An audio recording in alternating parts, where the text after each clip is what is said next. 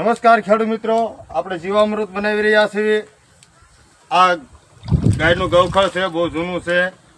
આ ગાય દેશી ગાયનું છાણિયું ખાતર છે દેશી, અને આપણી પાસે આ ગોળ છે, આ બેસનનો લોટ છે, અને આમાં આપણી પાસે માટી છે, અને એક આપણી પાસે આ 200 લીટરનું બેરલ છે। હવે આપણે આ બધું મિશ્રણ કરવાનું છે અને જીવામૃત બનાવવાનું છે।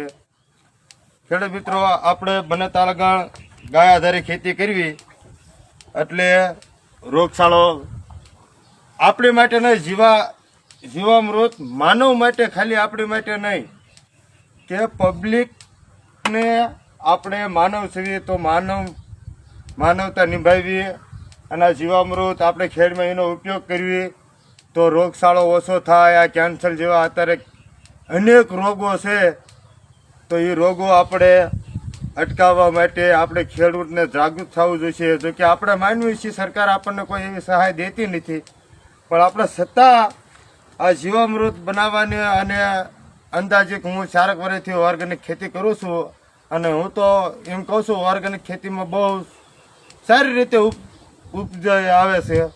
ઉપજ આવે એ માટે આપણે બને તાલગણ બીજો બચાવ, ખોટા દવાઈઓના ખર્ચા, ખાતરના ખર્ચા એ બધા બચી જાય છે। અને આ જીવામૃત છે, આપણે પહેલાં મિશ્રણ કરીશું। આ દેશી ગાયનું છાણ છે,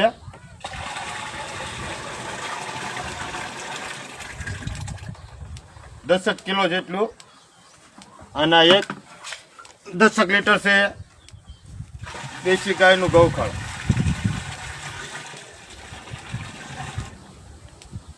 અને હવે આપણે આ બેસન પણ મિક્સ કરીશું।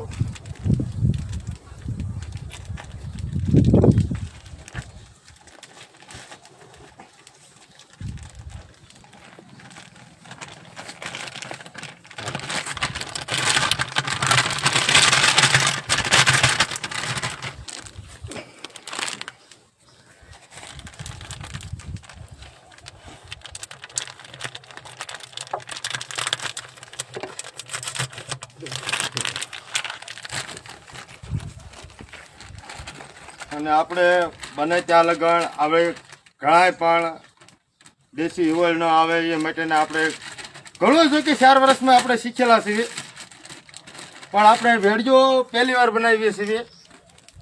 કોઈ દી આપણે ઓર્ગેનિકનો વિડીયો કોઈ દી આપણે ચડાવ્યો નહોતો, વિડીયો ઘણા ચડાવીએ છીએ આપણે। આપણી ચેનલનું નામ છે જય ખોડલ રાધે।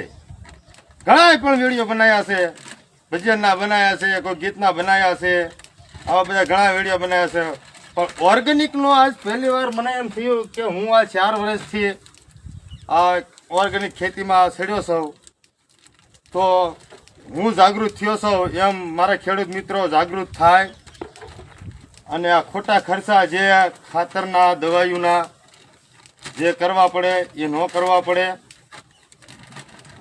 અને આવું દેશી બધો ઉપચાર કરવી તો નીપજ બહુ સારી જ આવે છે।